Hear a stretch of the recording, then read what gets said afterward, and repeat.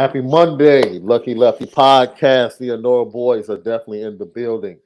Brought to you by Onora Whiskey, OnoraWhiskey.com. And it's that premium American whiskey, OnoraWhiskey.com. And if you're going to drink, by all means, make sure that you do so. Responsibly. You got to do it responsibly. And be responsible if you're joining us in the South Bend area for the Blue and Gold game. Don't forget, Friday, the 21st.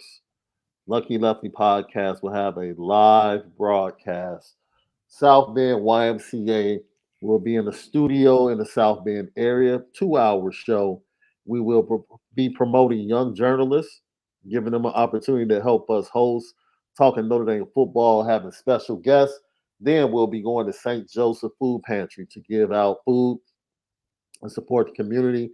And then we'll go back to the YMCA along with Holt's Heroes Foundation and do a kick, pass, and punt competition with youngsters from the community. And That's right. I'm gonna show left that Yeah. this I see missile I you was got right here, I might do a scouting report. this missile I got right here, Right. boy. You know what I mean? The 25 class got Deuce Night. This right Yeah. here, that Trey Night right here, boy. That Trey Ooh. Night. Yeah. Yeah. But join us if you are in the area. We will continue to give you more information. YouTube, follow us at Lucky Lefty Podcast. Go ahead and subscribe. Make sure you smash the like button because it does help us with views. Hit the notification bell so every time we post or go live, you will find out. And then we have downloads available each and every day. Apple Podcasts, Spotify, CFB Nation in conjunction with Irish Breakdown. Yesterday was the best of Lucky Lefty with Torrey Hunter Jr. This morning, we dropped our defensive practice report. Our defensive practice report. And then later on this evening, we'll be dropping the offensive practice report only on CFB Nation in conjunction with Irish Breakdown, the Lucky Lefty Podcast, home of the misguided passion. You already know we spin it different. So let me answer this question now. Um, we're not sure what the capacity will be. I'll actually be in South Bend this weekend coming up, finalizing things and making sure we get everything right. But we will, after we're done, we will be having a happy hour meet and greet somewhere. You can meet us somewhere at some bar in the South Bend area. I'll leave that up to left, right? He knows the area. After we're done, we'll have a meet and greet for an hour somewhere in the South Bend area for Notre Dame fans to come out if you're not able to come out and participate in the live show. All right. Thank you, Heart Foundation, for tapping in with that question. Left, we want to talk about the quarterbacks. Let me tell you something, man. This might be a show, LL Nation, where Left talks for like 80% of the time. I there was so much said by the quarterbacks, Gino Gaduli, on Friday, that I can already tell that Left. I'm just going to pretty much play the clips, and Left is going to take it from there. I already feel it. But before we get to Gino Gaduli and the quarterbacks, we're going to talk about what we know. What do we know now? Right? We've got practice reports. We've been to 4 different practices. We've received intel. What do we know offensively and what do we know defensively about Notre Dame that we feel confident in saying, like, we know this for sure? You want to start with the offense or the defense, or you want to flip? You want to flip forward left? I think we should start. We did defense first yesterday. We should do offense today first. Okay, let's go offense first. What do we know about the Notre Dame offense? We know that we have a receiver room that has a lot of ability, but is unproven. Mm. Foundationally, we have an offensive line that usually gets us a good start to the season because they're pretty uniform. They get better as the season goes on, but they give us a equal playing field walking in any arena. So you can sleep well at night knowing the quarterback is going to be generally protected and have enough time to do what he needs to do. And that includes in the run game where you can sleep at night and know that when in doubt, hand it out to number 7 and 22. And there's going to be some new additions back there this year. So those are the things we know. We also know about the quarterback situation.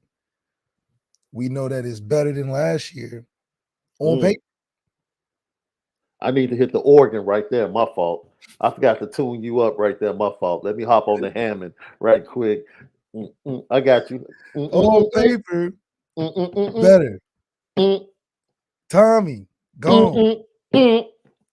Offense, next level.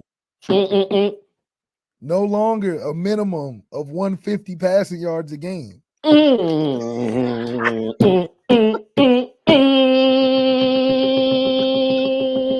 on, somebody. So the expectation for offense is no excuses. We're aiming for something that we feel like through the coaching hires that have taken place through all the things that have happened so far, that we're at a place where you're like, you know what? That offensive unit should be way more impactful in a game and way more threatening in a game than we were last year.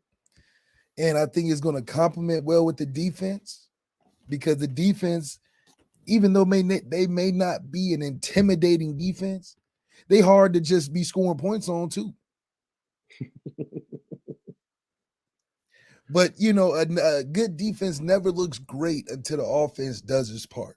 Okay. Even Georgia, historic defense as they had, the offense did its part. Was it the leading part of the team? No. But when they got turnovers, offense came on field, capitalized. Field position, offense either gave the defense a good field position or they took advantage of good field position. It wasn't like these 10-7 games that Georgia was winning with Jake from State Farm. You're so disrespectful, man. So I really do believe that complementing each other well, offense and defense, we're going to have something really special. But offensively, we know for a fact that there are no more excuses going into this year. And the problems we had last year, we don't even want to talk about it because they should be the strong points of this year. The passing game was a weak point. It should be a strong point this year. Impactful players on the outside of the field or outside of the tackle, the box. Running backs included. We need an X factor. But offensive line, we know for a fact that we can close our eyes and know, one, we got great tackles. And as a unit, it's going to give us a chance in every game. That's why we always minimize our schedule to 3 games. Because the offensive line got the other games covered. They going to do their part for the other games. But them 3 games, we need an extra little push. And that's going to come from the quarterback position in that passing game. All right. We had a suggestion from our guy, Ryan Loftus. He said we should go to Legends Friday night. Campus. That's a nice venue. I don't know if they're always booked up.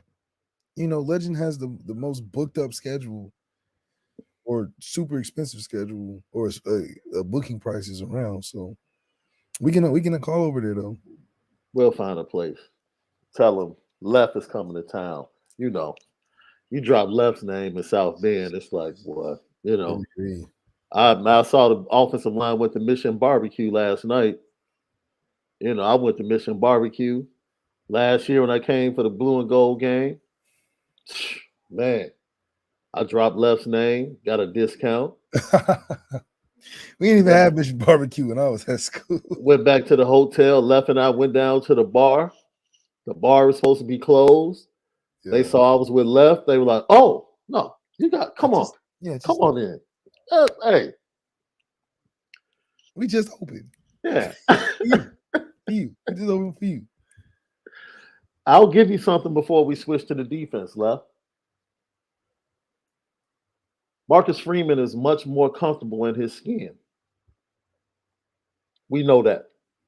It's not, man. I'm telling you, man, he is the captain of the ship now. And I think it's a mixture of or a combination or a formula of addition and subtraction. I think the new additions that and just him maturing and I think somehow through the middle of last season coming to the standpoint that no matter what, win, lose, or draw, I'm going down doing it my way. And then certain subtractions, I think, without going into it, it's like, yeah, you know, you don't feel like Additions you by don't feel, subtraction. yeah, you don't feel like you have somebody pulling in the opposite direction. Right. That's addition by subtraction. We added a QB coach, lost a coordinator, but gained a coordinator and a QB coach. 2-for-1 special. And Mm, you're right. Marcus Freeman is not calling up on the phone or looking down the sideline being like, man, can we get on the same page? hmm Or, man, what are you doing down there? I think now, if anything, he's like, all right, we both understand what we're doing, and we just either we ride with it or the ship sinks with together. And I think that comforting feeling of having that can go a long way because you got to think about, man, if you in a game and in a situation where things are going on that you don't have a full understanding of, and they ask you about it after post game, hmm or you're wondering why it's not working, and you looking at like you feel lost. You the head coach, and you need to know everything that goes on. Yeah. And I think with Gerard Parker being such a communicable team guy, everybody's gets a suggestion before I do anything. Kind of Marcus Freeman's like, okay, at least I know my opinions is gonna matter. So He's the only head coach on the staff now, dude. Right? He's the only head coach of the staff, man. You know, it was two head coaches last year, yeah, we had a according to reports. head coach of offense. I ain't never heard of that. Yo, man, the next time you guys have a staff meeting, let coach know you're the head coach of offense there at Lakewood. Let's see how that goes, left. Oh, let me It's know. crazy because they couldn't just say offensive coordinator. It was like, no, you're better than that. You're the head coach of Oh, offense. Like the hell. oh man, LL's tapping in early and often today. I got Bailey Brad says the LLC Deuce Knight's film. I had to dip early the other day. Left actually broke down Deuce Knight's film on yesterday's show. It was on yesterday's show. So if you missed it, you can go back and watch it. And then the offensive breakdown will be dropping on Apple Podcasts and Spotify later on this evening. So you can download that and get the Deuce Knight breakdown from Malik Zaire. Lilo Galante said Barnaby's, bro. That sounds familiar. I ain't never been to Yeah, Marvin. I've never. I It's don't. the pizza plate? No, that's Rocco's. It's on Grape, right? Mm. I think he said Barnaby's is on Grape in an earlier comment. Yeah, on Grape Road. Hey, now this will be funky. Heart Foundation says Frankie's. Hey, if we could do an Onora sip in the lot of Frankie's, and We then might we just might like we might bring more than just South Bend fans or man, Notre Dame fans out. that's what's We might, up, it might turn into a block party over there. man. Promote Onora, do an Onora sip at Frankie's, get you some rib tips. That's all right. That's all right. That actually might be right up our block because I'm sure at that point we might be a little bit hungry, maybe after a full day of work. Um, so that's what we know offensively about Notre Dame. That's what we know. We're solid on that. That's what we know. That's what we know. I would say the quarterbacks are in better hands as well. I feel really confident in that. That the quarterbacks are actually in good hands when it comes to being developed at Notre Dame. I'll throw that in the fire. Let's switch to defense. What do we know?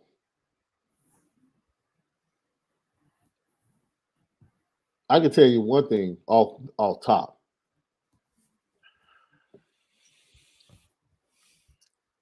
I think we'll be faster as a team.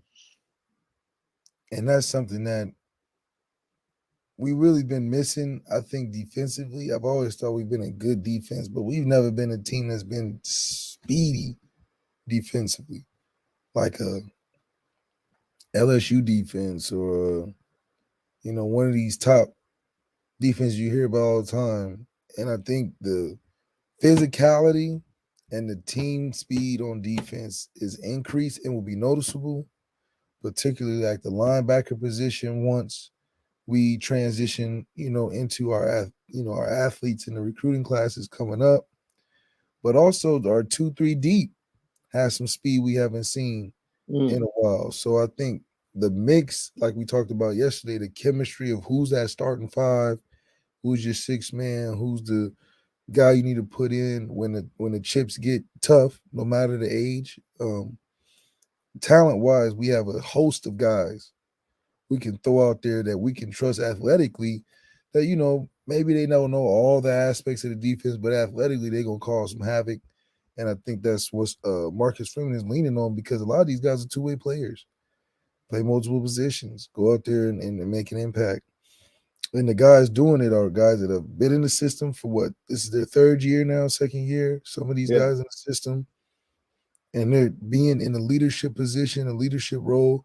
But now it's just time to get that guy who's going to be the guy in the class or defensively. I Mhm. know Cam Hart we talked about, but he's a corner. Cam's got a lot of respect, but it's a corner. Who's going to be the meat in the meat of the defense, the leader, the bona fide guy? I like Jalen Snead a lot, but he's still young. JD Bertrand's good, but he's not the best player on defense. So it's like we need that dude. Jason Onye is going to be a problem this year. I Here we I go. I know that. Yeah, I know that yeah, yeah. he's going to be a A problem. problem like teams are going doubling midway through the season, or a problem like it's going No, don't double him. Don't double him. yeah. Leave him single. Go right Yeah, I think ahead. that's the sneaky thing about our defensive line. There's nobody you're like Foskey where you're like, okay, that's the guy. Now it's like you just going against a bunch of talented D linemen. It's not like they all first rounders necessarily, but Hmm. you can't sleep on any of them either. Yeah, Tyson Ford going one on one. I like that. I like that matchup 10 out of 10 times. yeah. Jason Onye, I like that matchup one on one. Riley Mills, he may not win all of them, but he's going to be a problem one on one. So that that that that mix is a good and a bad thing because no, we don't have that 25 sack type of guy, but we got a bunch of guys that can. Any of them can make the play of the game. Any of them can be the star of the game uh, on a game to game basis because the room is talented. Yeah, I think the team defensively is definitely more athletic from top to bottom.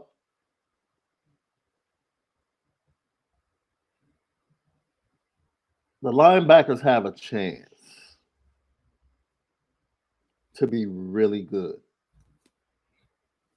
Definitely to be Now, the linebackers of the quarterback position will be the biggest upgrade from last year, in my opinion. We already know that the quarterback room is better. The linebacker room has the potential to be just as better in 2023. That's an expectation. I know Jalen Sneed is going to bring the energy, and Jalen Sneed is going to bring the energy and attitude. Now, can his play match that? And can he become that dog on the squad? We'll see. We'll see. Right? Yeah, we'll see. He got to have some consistency. He's definitely gonna play fast. He's But gonna play fast. exactly, He might be running the wrong spot to the wrong part of the field, but he's gonna play fast, and ultimately, he's gonna put it all together. man, and that's what you want to see from a young guy that has so much ability that he figures it out as the season goes on. It's a beautiful process, and that the coaches trust his development on the field because he's one of those guys that need game experience to really bring out just how special he is. I know he'll flash in practice, and I know Marcus Freeman wants practice players, but Jalen needs a guy where it's like, listen, he might just have to start.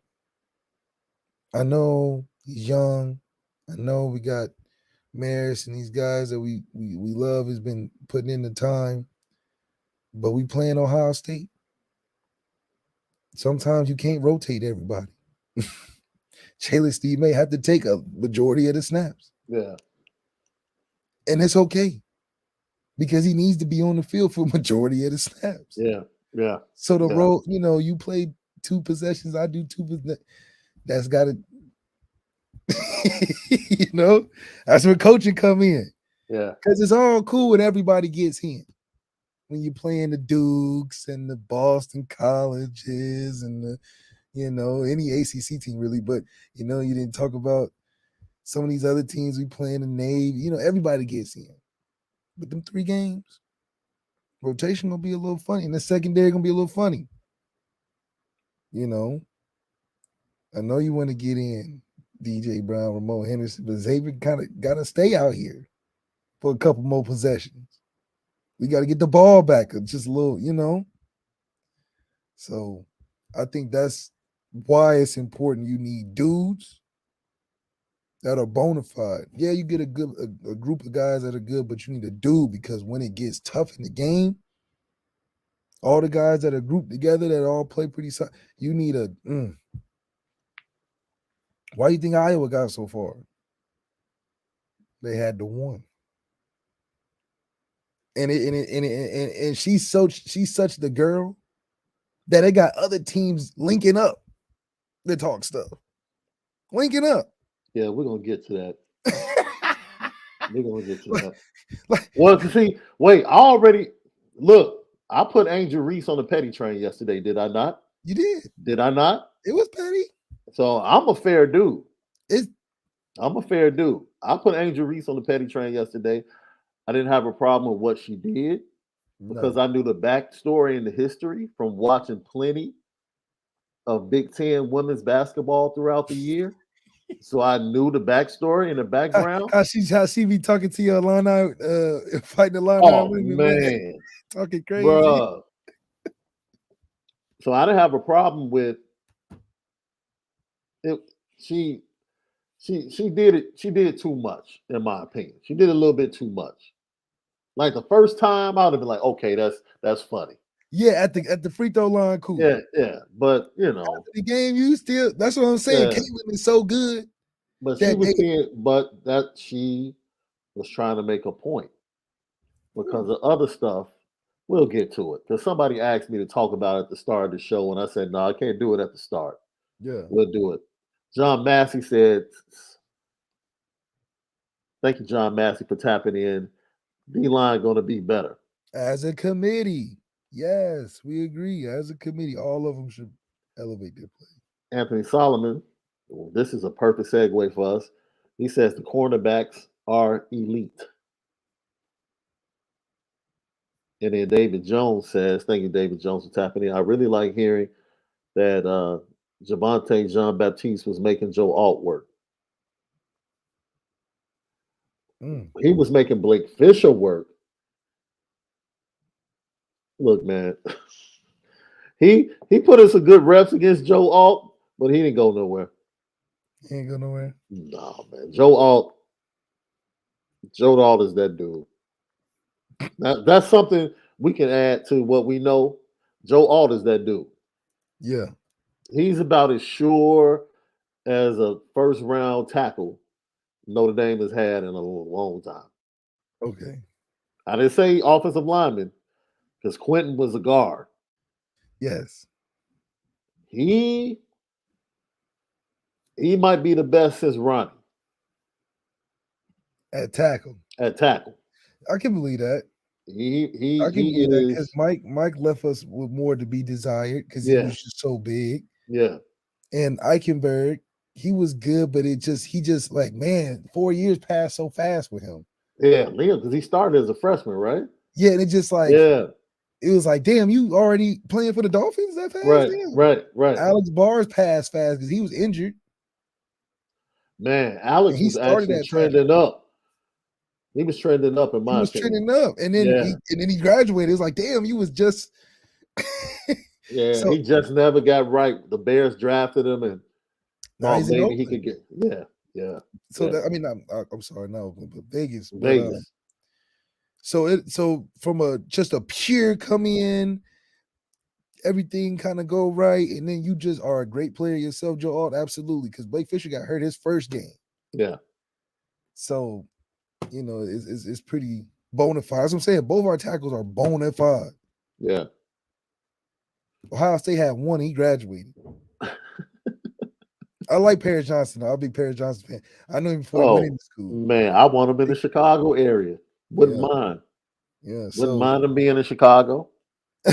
here you go. Wouldn't The mind it at all. NFL is really getting behind the Bears right now. And Didn't I tell you that? Did I not tell you that, bro? The fix is they're in. trying to bring a Super The Bowl to fix Chicago. is in, bro. I'm trying to tell people, bro, something is going on with the NFL offices They in the staying in Chicago the Bears. news. Why are they in the NFL news Man, so much? you What do know, y'all? you saw the Chicago Bears on TV all weekend at the women's Final Four. Yeah. You know why? Because Kevin Warren was there hugging on the coach for Iowa after they won against South Carolina. And then he Yeah. was there hugging her yesterday. Yeah. This dude is still operating as a Big Ten commissioner, but he's repping the Bears at these events. The Bears. Yeah. You know, I'm just saying, look. I know you guys are getting a new stadium, but dang, y'all trying to pack it up. Y'all said, look, we got to get this thing jumping. Good team. I got to win 10 games first year. It's about time, open man. 10 games in I that can tell stadium. you, I can tell you one thing for sure. There will be no exotic dances in the PSLs Yeah, not one. at the Bears Stadium. There Not will at be the Bears. none. That crap that what Yo. took place at the United Center. Never. Never. Think about it, we paid you think it was hard to get through TSA? Man, never on the It was Bears hard to get watch. through Never security on at the that Bears new watch. Stadium. Oh man. Yeah, we talked about him and Blake Fisher went at it. I mean, he won some against Blake Fisher. He didn't win too many against Joe Alt. Yeah. He didn't win too many against Joe Alt. He got Blake Fisher a few times, but Joe Alt, I don't care who's coming at Joe Alt. Yeah, Joe Alt's one of those few linemen where it's like, man, his game doesn't change based on who he's going against. Mm-hmm. Just like a Ronnie or just like a Q Nelson or just man, whatever you throwing at him, it's very similar to a Zach Martin. Yeah. Whoever you threw at Zach Martin, it was just like either a great matchup or you just wasn't getting there.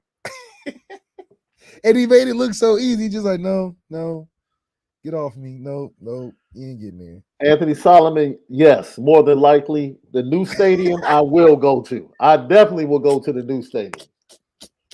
And I'm not going to the seat. Oh, I'm you trying. going straight to the box. You already know my connect, so I'm trying to go straight to the box. Man, they probably got some sweet boxes, Man, like some cool like stuff in there for sure. yeah, I'm trying to Because go they straight putting to the what $1 box. billion into the something Yeah, crazy. yeah. What else do we know as we finish up? We know that goddamn Benjamin Morrison. Let me tell you something. The show that dude put on Saturday. Yeah. If I was him, I would have walked around campus all weekend. Like, I got you, I got you, I got you. I shut you down. I shut you down. I shut the whole room down. Like, you pick somebody in that wide receiver So he room. really an X factor like that. Man, seatbelt. Like we could put him one-on-one and then play defense on the other side. Just give him the one-on-one all day and then just put defense, let y'all play what y'all playing, and Man, I'll just play man, and then we go like that. yeah.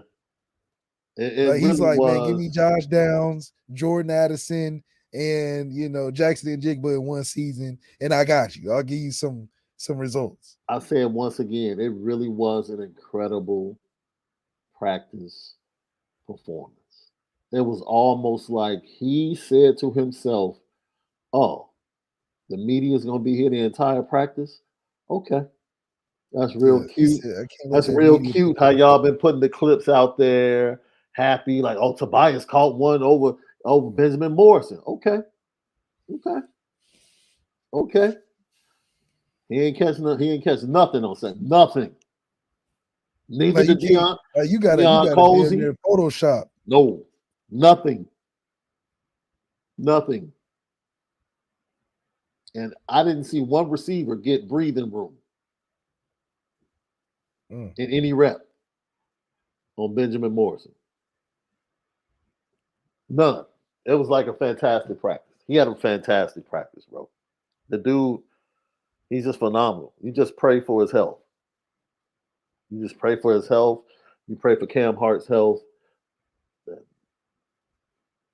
Defensive backs, we know they're going to be pretty good. When they were trending starting last year. They just had injuries, right? Cam Hart got injured. And then for a while, Tariq was injured.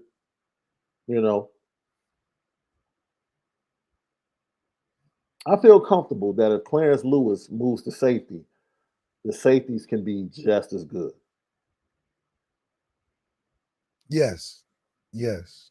If he moves to safety, somehow, some way, their defense, their defensive backfield, which is already pretty good, will get even better because the depth at safety will be too deep. You have 4 safeties that are like legit starters on Power 5 teams. That's right. Legit starters too. Yeah, legit starters. Robert McReynolds, Shaun Merriweather's going to ball out this season. Don't forget our bet. No, don't you forget our bet, because I'm very confident in my bet. That dude is not getting 80 receptions this year. No, not with the hands he showed on Saturday. That's not happening. So he got it all together except that, huh? Hey, look, it's all cute when you're showing clips. You're picking out clips. It's all cute. You said we might be disappointed at the. All I'm saying is when the lights went on, because Cats knew it was a full practice that the media was watching. The lights went on. Certain guys jumped out. That's all I'm saying. Wide receivers, they were getting all the buzz. The lights went on. Womp womp. Oh my goodness. I'm just saying. So now we need to see it. Now we need to see it. Right?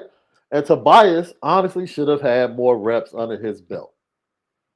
But that same thing as Tyler Buckner. Tyler Buckner should have had more reps under his belt. He's going to go through these issues, these ups and downs. Why? because that's what you go through until with the reps you get early on. Reps wise, he's It's still a gonna be rough. freshman. Reps wise, he's still a freshman. Like true Period. freshman. I don't care how much talent he has. Reps wise, he's still a freshman. He's still a freshman. You know, so Deion Cozy was injured half of the season, and that was his true sophomore year. So like Jay Yeah. Thomas and Lorenzo are the only two receivers that have done it. So what do you think is the highest we said was what 60 receptions would be our highest? No, I think you get more of a allocation of funds So that's where what I'm you saying. have So three or four guys with like 40. yeah, that's all. Okay, so the most float around the mid 50s because we're Yeah. not gonna have a Charlie Jones. No, there's no freaking Charlie Jones statistically. No, because we got too many receivers. Now, Yes, I think there are potential Charlie Jones in the room, but you won't get but it the won't be this touches you year. need because we have a running game with multiple running backs. Yeah. Yeah. We're just too good at the running back as a group to where they have to get a good lion's share of any type of where the ball goes in a game, and then as a receiver, you eating off of that. Yeah. So the most the receiver might get in the game is 15 targets, and that's if we just going to one guy and we're doing play action, throwing it deep type of deal. Yeah. And I see, Robert, I see your comment in the chat. When I talk about reps, I'm not talking about practice reps. I'm talking about game reps. Tobias should have had more game reps. Practice reps don't mean anything to me. You learn more from game reps than anything. The fact that we were being told that he's not ready, oh, he's not, we can't trust him. Trust him to do what? Run a fly route? Run a post? No, you can't trust your quarterback. That's the issue. It wasn't. Look, that don't man. He's not even here anymore, man. Don't let me. It's not Yeah, cry over spilled milk. yeah. Let me relax, man. Let me relax. Dude, you want to talk about trust, especially from last year.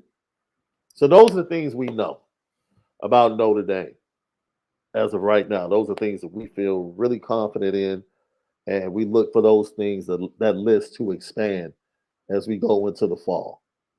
As we go into the fall, absolutely. Here it is. This is the perfect segue. Once again, in about 10 minutes, we're going to talk about Gino the and the quarterbacks and what they had to say on Friday. Demont, Mr. Food Lover, said, "What's good, LL Nation? Shaun, let's hear about the weekend. Your thoughts, then talk Notre Dame." Well, since I already talked Notre Dame, let's get to the weekend. First of all, it was this incredibly misguided post over on the message board on the Irish Breakdown that said I'll have to eat some crow.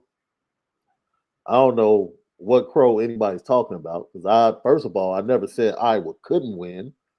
And I had to make sure people fact check themselves because I was like, go pull up the video. What I said was Iowa would have to play a near perfect game to win. I also said Caitlin Clark was the best player in the country and that I would take her number one overall in the WNBA draft this year. Did I not say that, Left? You said this year. I said she can come to Chicago Sky this year. Right now. And she's not even eligible. Not even eligible. She's not She eligible. A whole another year. And I would take her rights this year and wait a full year. That's how much I think of her as a player. I also said that she wouldn't beat South Carolina by herself. I said she needed somebody else to step up. Well, wouldn't you know, Sonano added 19 points and outplayed the 2022 Player of the Year. Nobody saw that coming. Nobody saw her outplaying Aaliyah Boston. Nobody saw Aaliyah Boston spending most of the first half on the bench with fouls. Yeah. Right? That's why I don't want to hear anything about Iowa complaining about fouls. I don't want to hear it. Because South Carolina had two starters on the bench against Iowa in the first half on some phantom fouls that had to sit. That's the game. That's basketball. It goes that way sometimes. All right. I also said that the Gamecocks would dominate the game off the bench. Did I Yes. not say that, Left? Man, number 15 is special. They had 37 points off the bench, Left. See, I know basketball, bro. I Oh, mean, that's I do basketball. football. I'm okay, but that hardwood, I know what I'm talking about because I actually watch women's basketball very closely. That's I right. also said that the freshmen. Remember, people laughed at me when I said the freshmen for South Carolina were going to be key in the game. Well, guess what? They Aaliyah didn't even Boston. play. Aaliyah Boston was minus 13. Yeah, She was horrible she was horrible. when she was on the court. They had a freshman point guard that hit 5 threes, though. Raven Johnson. Let's see. But you got to watch to know. Wait, who Raven step Johnson's up. a freshman? Yeah, she's a freshman. 25? Oh, yeah. True freshman. Man, she True was playing freshman. like the whole game. And who was defending Caitlin Clark? Her. True freshman. Why? Because she was Yeah, killing the veterans. she looked huge though. Like I was like, I thought she True was a freshman. senior. Look, Wow. man, I also said that Caitlin Clark would not get a 40-point triple-double. She did She not. had 40 though. She had 40, 8 rebounds, but she also had 8 turnovers. Mm. Where them rebounds at, though? But you know she gonna have high turnovers because she got the You ball. know why? Wait a minute. Bro, if you let me shoot 30 times, I'm putting up 40.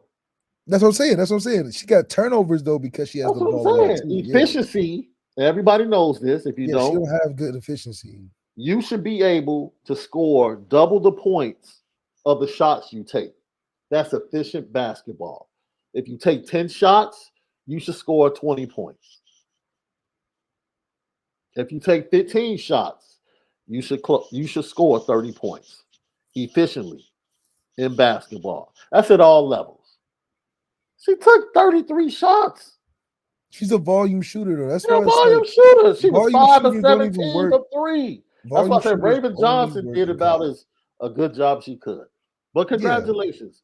Because I talked to you after the game. I thought Don Staley had one of the worst coaching performances that I've ever seen. Ever seen. Like ever seen.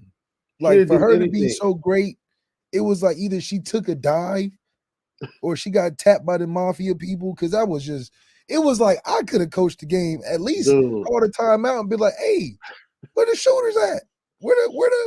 They're not playing y'all on defense at all. They're playing a inverse boxing one where they let anybody who even the point guards. bro, they was that letting wasn't them no shoot. boxing one. That wasn't a boxing one. It was an They inverse where just the one was in the paint. They just put 4 people in the paint. That dude. And But look, it this was goes back. insane. This goes back to what I said. Shout out to Lisa Bluter, coach of Iowa, who knew that a lot of people would throw criticism her way, but she understood this is the only way. This is the only way we can stop South Carolina. Yeah, just The everybody only sitting way. under the basket. Yeah, that's it. It's the only way we can stop them. We and have not a we chance don't to win. if they beat us by taking threes, then South so Carolina is be the it. greatest team on the planet. So be it. That's So the be way. it. That's the way they treated it. They said if So South be it. Carolina's beat us with threes, then they are the greatest team on the planet because we Left. don't know what else to do. Left. Everybody sagged off of South Carolina, but not to that degree, bro. They were on some. Look, Yo, they was like, man, you passing at the arc, man, get out of here. bro. And they wasn't shooting. Unbelievable. It was unbelievable. Don But didn't even stand up. It led to an incredible national championship game. Incredible game. But that's a style that it was two different I styles. understand the refs were pretty bad. But they were pretty bad for both teams.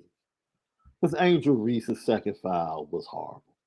It was absolutely horrible. Stop. And look, this is what I'm talking about, man. I've watched, bro, let me tell you something. I'm going to explain it this way, Left. When I tell you how big of a Caitlin Clark fan I am, when it comes to this hardwood, yeah, her and Paige Buecker. Paige Becker's my favorite. Bruh, Paige Becker's fan. Man, If Paige had never gotten hurt, Paige got game though. bro, Like she got real life game. I'm, Like I'm she man, knows how to play basketball. I'm here to tell you. I love We're gonna Paige get Beckers. we get into Gino and the quarterbacks in a few seconds. Just Yes, we gotta talk about give me Paige Beckers give for a me second. 5 minutes to explain this. A lot of people don't understand this. All of the people that tried to make this, man, that's basketball. Now, if you don't like that, don't come watch high school basketball in Chicago. If you don't like trash talking, don't ever come to a game.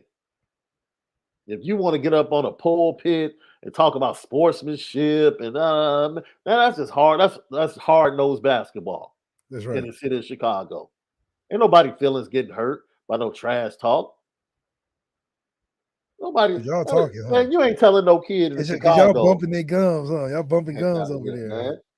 People get on this pulpit, man, to start sportsmanship and all. There's Man, no such thing as sportsmanship, lose it, man. in my opinion. Caitlin and people don't understand. And trying to defend her, they're hurting her because Caitlin Clark is a hooper that fully understands if I'm gonna give it, I'm gonna have to take it. She was taking it. Yeah, And she took it on the chin like a G. Yeah. When she was at the press conference and they tried to goad her into saying something, she was like, "Man, I'm not even worried It's about like, that. you know, I lost. It's part of the game." It's part of the game. When you are a Diana Taurasi that talks trash, when you are a Candace I would Parker talk trash to that Diana talks Taurasi. trash, when you are a Caitlin Clark that talks trash, when you are an Angel Reese that talks trash, the type of hooper you are, it's all good. If you had told Caitlin Clark, Angel Reese want to go play you one-on-one back on the floor, shoot him and let's do it. Yeah. Because that's just competitive hoopers. That's it. So when you try to defend Caitlin Clark and try to treat her like she's a victim, because that's not who she is as a player. Yeah. It's part of being a hooper. She wouldn't be that nice if she didn't trash talk, to be honest. Absolutely. And she trash talks in the Big Ten constantly. Because think about how famous her trash talking is, where she did this and people ran with it. The other teams was like, listen, we got to do that back to her because she's talking so much trash with that is irritating me that I got to find a way to do it back. But that's just Caitlin. She like, yeah, I'm letting you know. Yeah, I'm hitting them three. I'm a shimmy. I'm gonna do all my stuff. That's what happens. That's being a competitor. That's what happens. So stop it, man. That's what I'm talking about. Adults, let these kids be kids. Adults get into it and make it worse. Talking about people are classless. Look, I put Angel Reese on the petty train because I thought she was a little bit too petty. She went overboard. But then again, what's overboard when you win the championship? That's my point, bro. Nothing. Dude, at that point, you can talk all the trash in the world. The championship? Don't let me. That's why they don't want Notre Dame to win. Let me tell you something, man. We would be the number one podcast. If Jalen Sneed, let me tell you how hypocritical some people are. If Jalen Sneed gets the game-winning strip sack on Caleb Williams and stands over him, I guarantee you there will be nobody talking about Jalen Sneed as classes. Nobody, no Irish fans will be like, "Oh, that's classes by Jalen Sneed." They won't say a word. They won't say a word. Dude, you're not helping Caitlin Clark. Caitlin Clark knows who she is. She's a hooper. She's a competitor. This is what she does. She's like, cool. I lost this one. I had to take it on the chin. It's cool. But y'all said it was my move. I made it up. Right. Y'all not about to goad me into like talking about her and none of we competitors. I'll see you on the court. I guarantee you Caitlin Clark has fouled it away.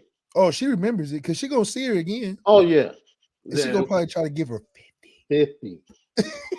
50. I don't care if it's Caitlin like, look, I lost one, but I'm not losing no I don't care if it's college. I don't care if it's 5 years from now in the WNBA. That's why she won't talk about it because she's like, no, don't ruin it. Don't ruin Absolutely. Because I want to play this back when I bust her. Man, enjoy high level competition, man. Yeah. That's all it is. It's high level competition, dude. Let's get out of here with that basketball is a cute sport. No, man, I don't where. Where? That's what I'm saying. These Where? sports is not no. Man, look. There's no such I thing as sport. love watching men's or women's basketball. Where some chirp, please chirp. Entertain me. That's what it's about. Entertain me. That's what it's about. Getting somebody face, talk crazy. Because as a fan, especially when you bet money and you just a big fan of the team, that's what makes you feel like going out and talking crazy, talking stuff. Because you want your team to win. What you mean? And then let me say this as well. I agree wholeheartedly that the refereeing was suspect yesterday. But let me tell you this intentions. Y'all stop playing. You know darn well, when a foul is called, every player that has the ball in his hand or her hand finds the nearest referee and throws the ball to the referee. Y'all know darn well She definitely did that. Caitlin Clark's intentions were she did that crap on purpose. Yeah. Now, whether or not you think the tech should have been called, but stop acting like, oh, she just threw. No, she did that crap on purpose. And She was mad about the call. technically, it's a delayed game. It's a delayed game, or it's left up to the discretion of the referee of whether or not it was unsportsmanlike. And the way she did it, everybody knew she was frustrated. It wasn't Absolutely. accident. It was like, I'll be mad, but I see what you went straight for the ball. She holds the ball. The ref is over here. The other ref is at the score table. The other ref is over here to your right. Over there, throw the ball behind you on some like you don't know the. It's like when you want to man. give somebody some money and you like, here, man, take it, bro. Man, look, bro. What they say? It's tonality. The tonality was seen as the way you threw the ball. Look, man, this is what's upsetting. And if you don't get it, then you just don't get it. This is why people are upset. Because Caitlin Clark is allowed to do things and nobody wants to call her on it. Everybody wants to protect her. But that's sports. You're not. No. Let me finish. Let me finish, dude. Because I want people to understand. It's a reason why Dawn Staley said what she said after the game. It's a reason why Angel Reese came to the set of ESPN and said she disrespected my girl early in the game with some of that foolishness she does, and she disrespected my SEC sisters. Like, dude, when your fellow competitors call you on it, like, all right, you're doing too much. But and they you need to relax. He's a great player. If this That was, dude, you think they talking like that to left, that has nothing to do with it. Let me tell you something about basketball etiquette. Lisa Bluter instructed every player on Iowa to sag off of their shooters. Yes. Correct? Yes. There's only one arrogant player on Iowa. Yes. That chose to execute it the way no other Iowa player waved at a no. She definitely no other Iowa player did it. But she did it because that's Caitlin Clark. That's who she is. That's who she is. That's who she is. She's a little arrogant. She's a little arrogant. So she tried to show the young lady up. Self-check. Right. And said something. Now, and I told somebody this on Twitter. I'll challenge any, go to a competitive gym. I'm not talking about what plumbers are playing. And no. Go to a competitive gym with real hoopers in any major city and wave a dude off. You can sag off a dude. That's not going to upset a hooper.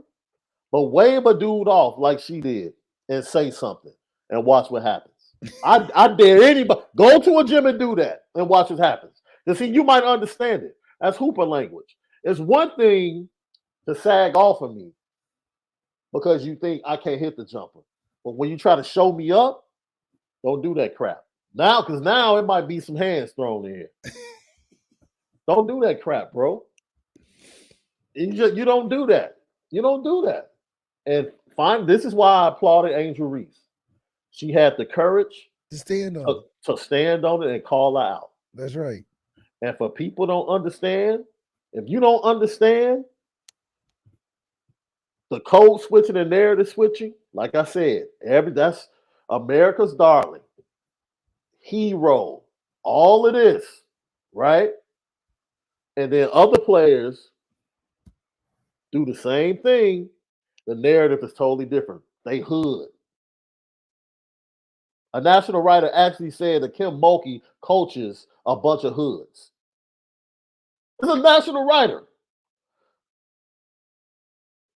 This is what Don Staley was talking about Friday night.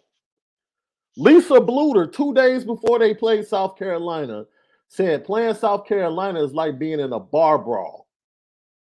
Really? Really?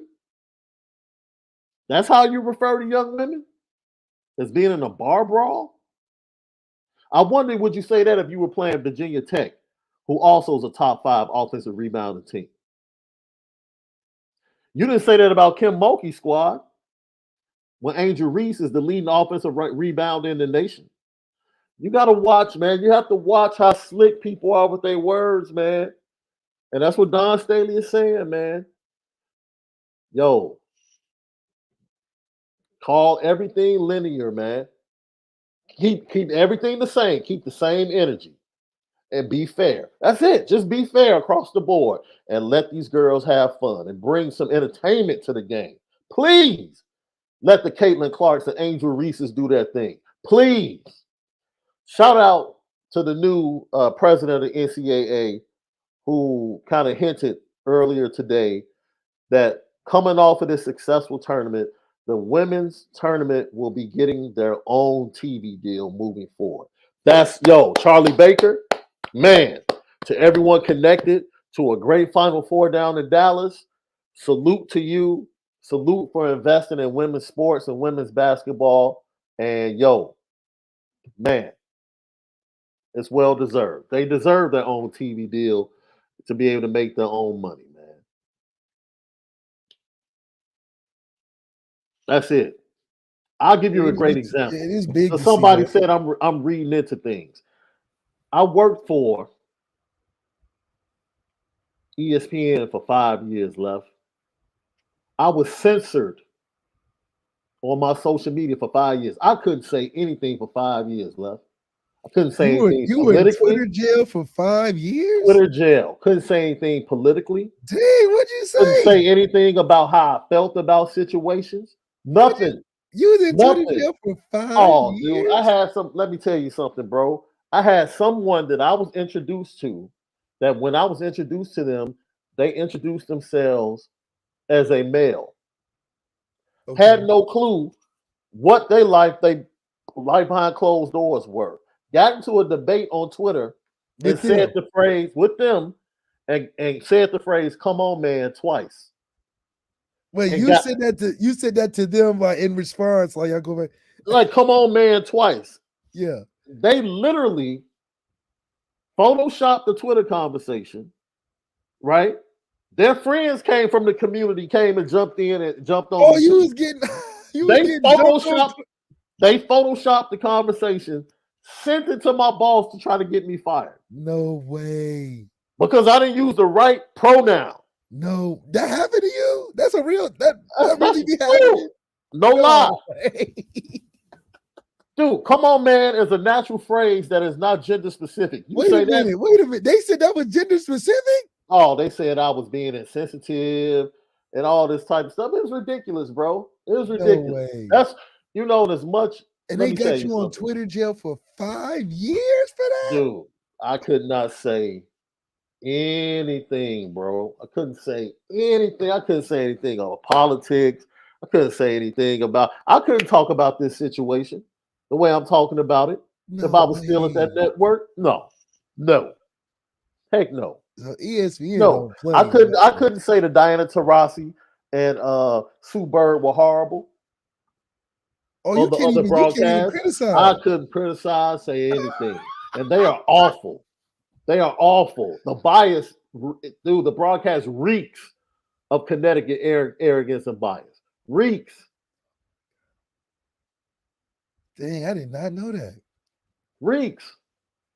You understand? So let me tell you what I said. See, Yeah, this what is did you why. do? That's why. This is why I don't buy that crap. Because when you're part of the media, you get paid to think about the individuals that you're reporting on. So let me give you a conversation I had Saturday. Okay. Someone asked me about the Iowa South Carolina game. Okay. I gave my thoughts, and I said, you know who was the key to that game? And I forgot her name. You said number whatever. And I said, no, I didn't even say number whatever. I said the big girl from Iowa. And then I stopped myself and I said, you know what? You had to think about it. You really I had said, to no, think about it. no. As soon as it came out of my mouth, I rectified it because I knew that's not how I want to talk about her. Yeah, you had to really think about it because in So I brought it conversation, you back. said a big girl we all I know. brought it back, and I said, you know what? Because my intentions, I wasn't trying to intentionally be evil. No, it's the But big girl. it didn't matter. It didn't matter. Oh God. I'm responsible for how my words can be taken. That's fair. And I take accountability for my words. That comes from working in journalism. Man. Or that's the way you should feel if you're operating in high-level journalism. If it was across the board. So thank you, Lev. So in the middle of the conversation, I caught myself. I apologized. I said, you know what? That's not what I wanted to say. I apologize. And I eventually remembered her name and said Monica Sonano. Well, the names isn't. But I caught myself and I corrected myself. It doesn't matter. Nobody's saying Lisa Bluter was intentionally trying to say something. But she's smart enough as a women's basketball head coach to know how that can come across. But that's no different than LSU's head coach and how she treated Brittany Griner and all that. Facts. So Facts. I don't have no. I mean, I'm glad they won, but Facts. she ain't no different either. So I don't, as someone that's been in the business and has been censored and everything I've said and done has been under a microscope for 4 to 5 years. We talking about grown adults. You know what's coming out of your mouth and you know how it can be taken. Take accountability for your words. There was a better way. There was a better way to say it's going to be tough rebounding against South Carolina than saying a bar brawl. It was a better way. Because I've never seen in football. What would you in football? You could get away with that because it's a bar fight in the trenches with. And look, I personally didn't have a problem with it because I understood what she was trying to intimate.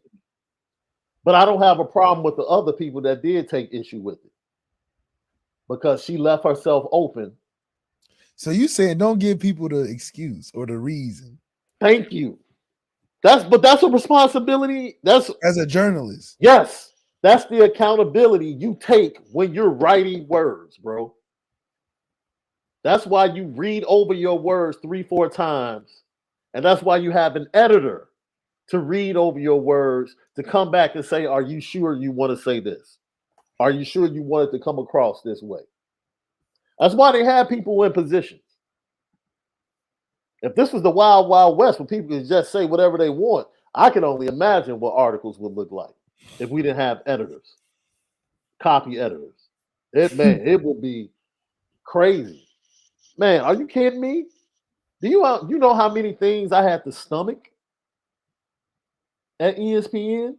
You know how many known racists I watched get hired in my own company in Chicago? Known racists with a history of things they said.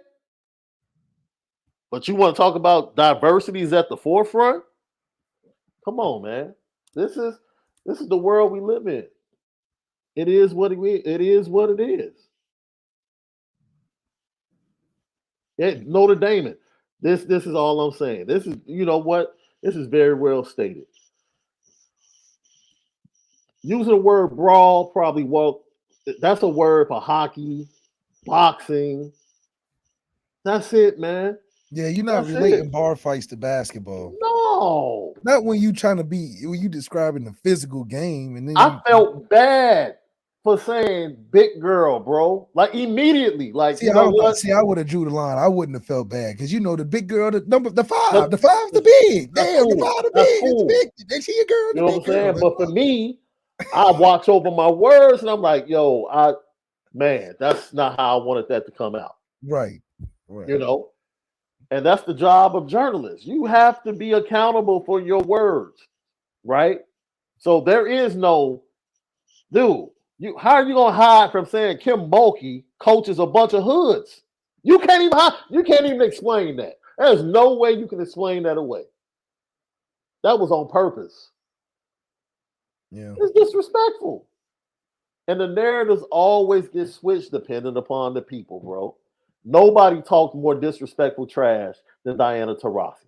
Nobody. But she's viewed as a princess. No one has been more disrespectful, but she's viewed as a princess. She's viewed as a princess. It's crazy, bro. It's crazy. And so what Don Staley said, people push back on it, but you just don't understand where she's coming from. Mm. She's coming from a place, man. Well, honestly, you wouldn't understand the hurt because she's been through it as a player in the state of Virginia. Just go read her book, bro. What's And it? before you're quick to dismiss, before we're so quick to dismiss someone's feelings, actually do some homework on where it came from. Do some homework and give people an opportunity to be able to explain why they feel the way they feel. Because you can't control how people feel. You can't. The only thing you can say, bro, you That's why I don't your agree with significant people other, my significant other is feisty. Your significant other is feisty. Oh man.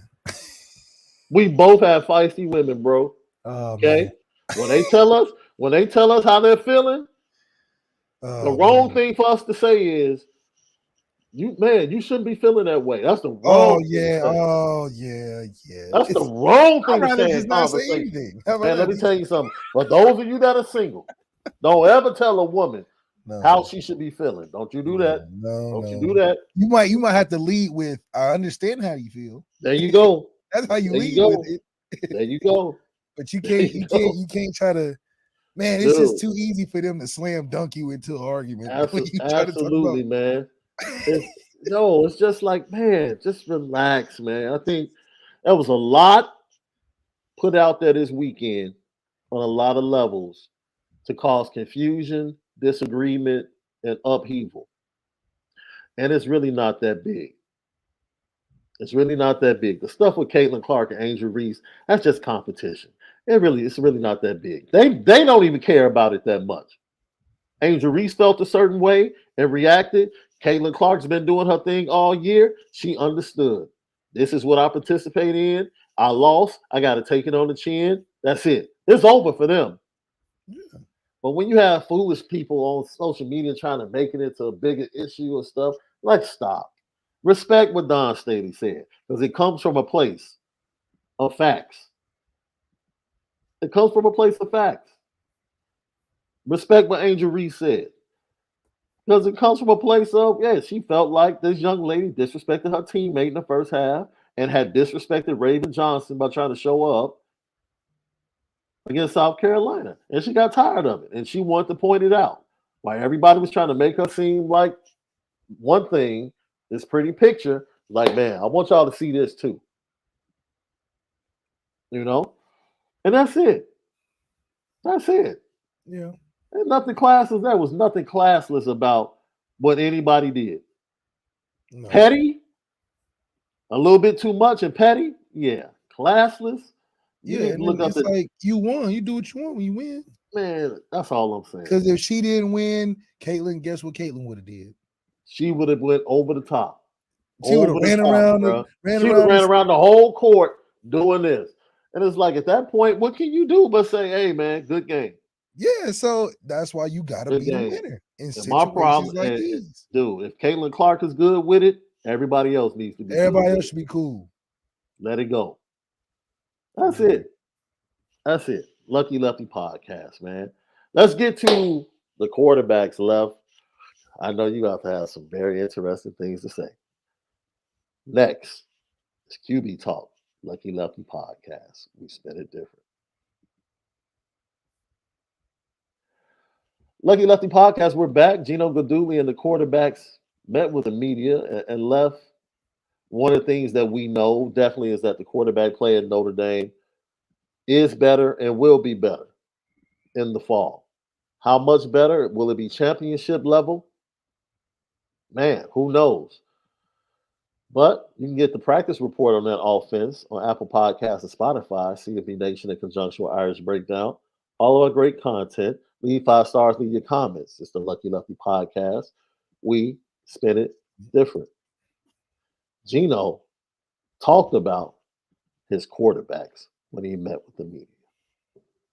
Tyler and Steve obviously have a great foundation of our offense. Jared kept a lot of the same things in place that they were doing the last few years.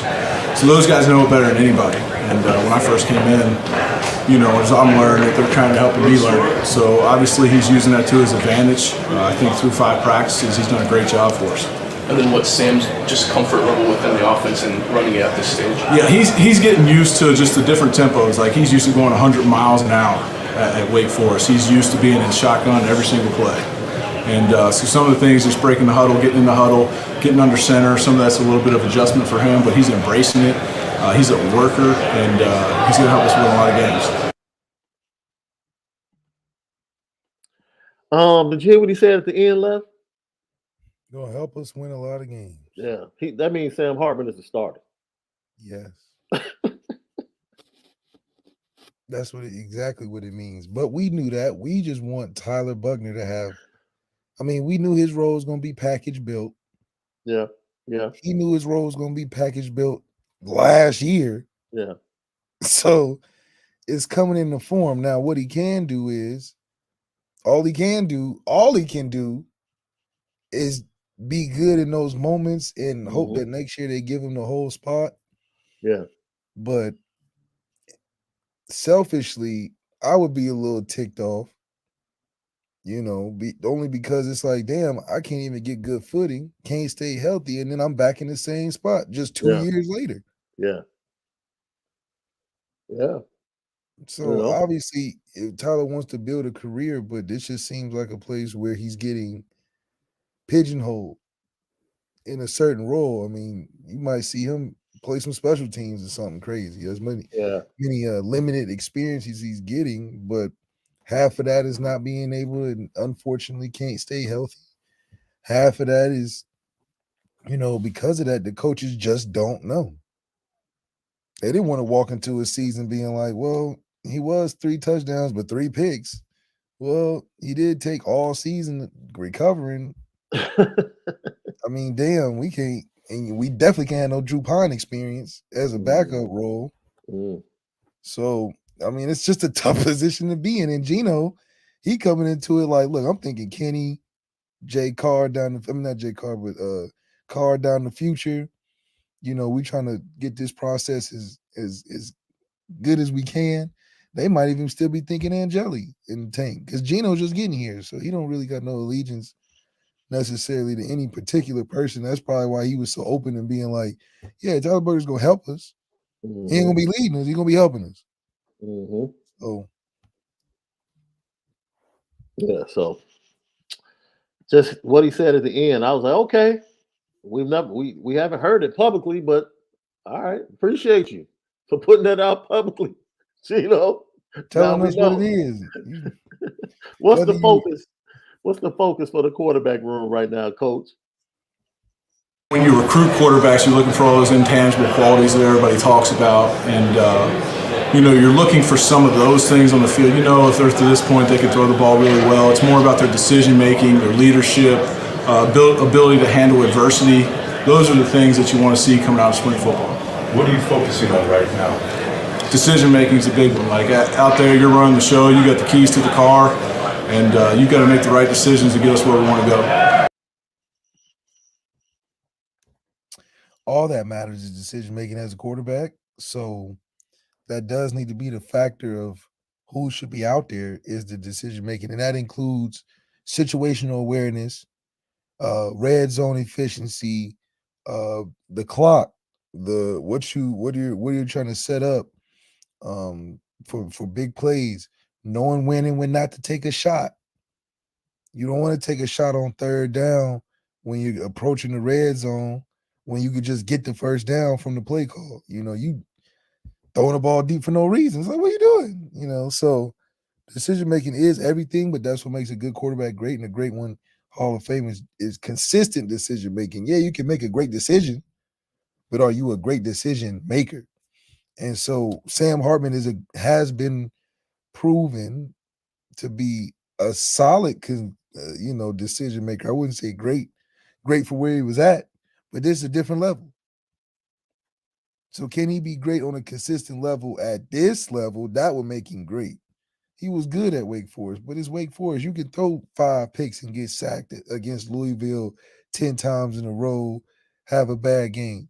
But guess what? Next week you playing a top 5 team potentially. So your bounce back has to be different. Your makeup has to be different. You might go to the wire with 3 teams in a row. You ain't used to that, Sam Hartman. You used to either getting smoked, where it was like, oh, it's just another outing. We lost 52-40 something. I had a good game, but we lost again. So it don't mean nothing. But losing here is like, all right, don't be just making that a habit. And so his expectation of having to be a winner week to week and expected to win week to week is different than, if you win, it's like, oh, okay, I see you. Big baller. So he's gonna have to get adjusted to where Tyler knows the expectations. Bitch, if I don't go out there and win these 3 games, I don't even know my future. And the season just started. And in particular at Notre Dame, if you lose more than one and it ain't hit week 6 yet, the season over. Well, not in the new playoff system, but before, Yeah.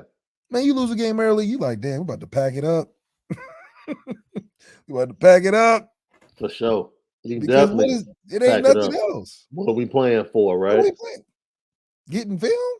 Shoot, man, I take my time on that one. Gator Bowl, that's what we playing for. Come on, ain't nobody even, so that's the expectation. You can't, like, walking out of the first 4 games of last year, I knew it was a transition year immediately. Mm. After the second game, I said, okay, this is it. We taking off. 0-2? We might as well not even play the rest of the season if this was 2015. Man, 0-2? The season's over. You waited all 365 days to let the season be over in 2 weeks. And it don't matter how good you play after that. That's why I was like, it don't matter. We lost, it's over. Like, there's nothing you can do to recover. Yeah. That sucks. Now in the new playoff system, you can lose 2 and we'll be like a 12th seed or something crazy. Yeah. Mm-hmm. And then, okay, but then it's a whole new season at that point. You just try to get in, So maybe the regular season diminishes, and for us, the playoff season is what we're working for. But the expectation is losing games at Notre Dame is just not what you need to be doing. He also talked about the next great 8 at Notre Dame. What's up with Kenny Minchie? Sharp guy. He fits in with the rest of the room in that way. He loves ball. You tell it to him once, he knows it. Now, I think the speed of the game right now is really fast for him. Kenny should be in high school, going to gym class and getting ready for prom and all the things high school seniors are doing. Instead, he's out here going against one of the best defenses in the country. So there's an adjustment there, but I think he's handled it pretty well. See, that's BS. That's BS. Because guess what? Kenny probably gets 3 reps of practice? No, he gets more than that. You talking about as far as like scrimmage? Like in the game, yeah, scrimmage. Okay, that's blitz period. Like he's getting the crumbs. That's like your coach in basketball being like, you getting garbage time all season. Yeah, the speed of the game for Shaun is just a little too much. He's used to playing, high school. And now it's like, bro, you giving me the last 2 minutes of the blowout. What do you mean it's fast? I can't get in my bag really because I can't break a sweat for real. Yeah. I can't get the defense. I'm trying to get my defense. I'm trying to sit in the chair. I can't sit in the chair. There's only 2 minutes left. You got dudes gunning. Dudes ain't running no sets. It's like pickup basketball. Yeah. Then you throw me with a bunch of other dudes who don't know everything for real, who's still trying to head looking like this every practice. I bet you put Kenny Minchie in that first group for a week. You be like, oh, him and Sam and Tyler, but it's a real competition. So I'm like, okay, obviously it's fast. If you waiting all practice to get your 2 reps, and shit is fast.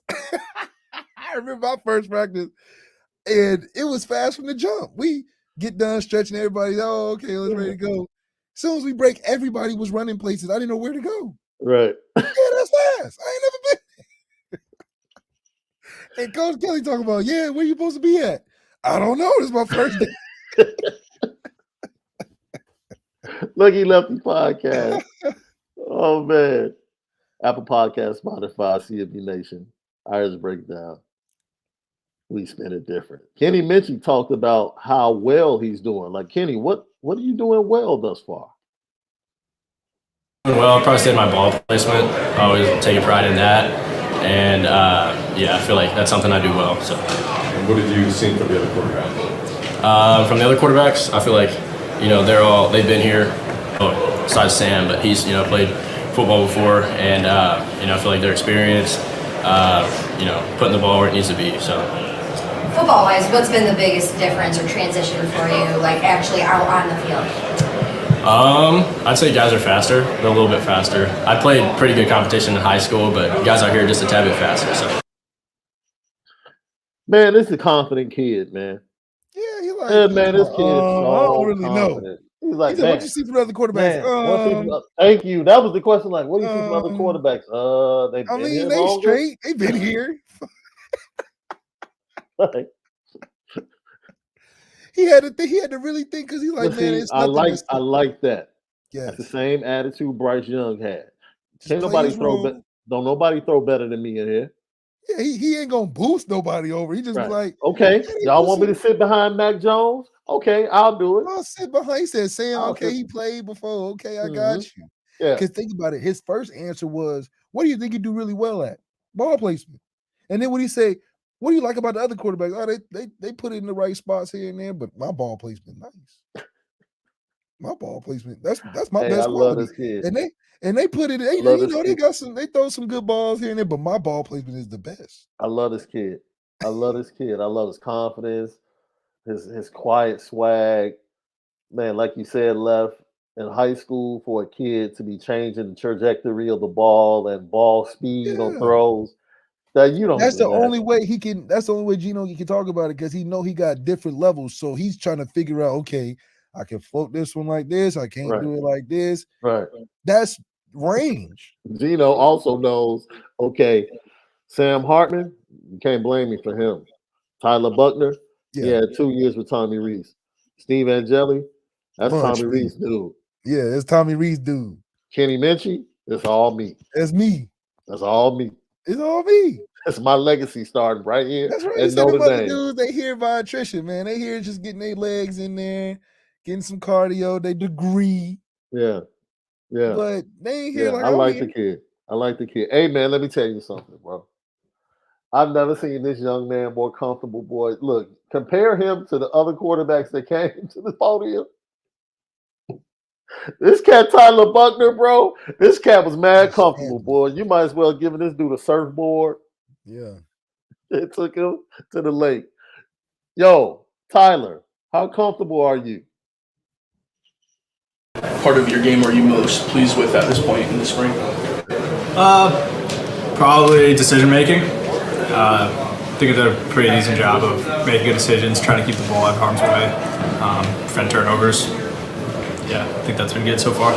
And then just the differences in Tommy's offense versus Jared's. I guess obviously it's still similar, but I guess how would you kind of adjust some of the changes in that? Yeah, roots and bolts are still the same, formations, motions. So I didn't have to do any real Quizlets, note cards, study guide, things like that to learn the formation and motions. But they've added some good nuggets, some good new plays, some good concepts, some things like that really help this offense. It's going to be good plays for us.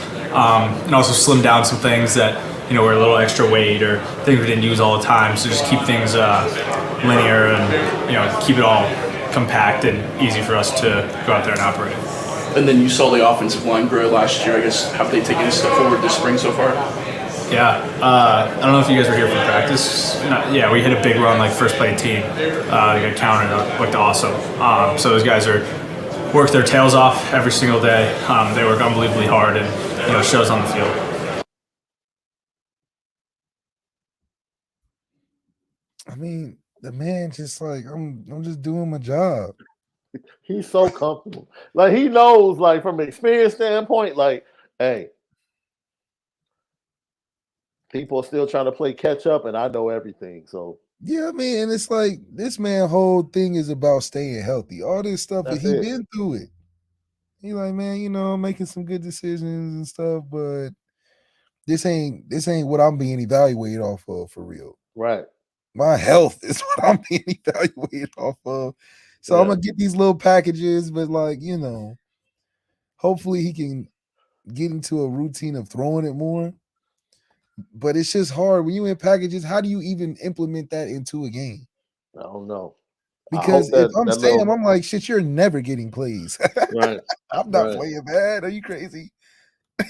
Up there sipping on that mango pineapple. Yeah, he talking about just like he just protein shake.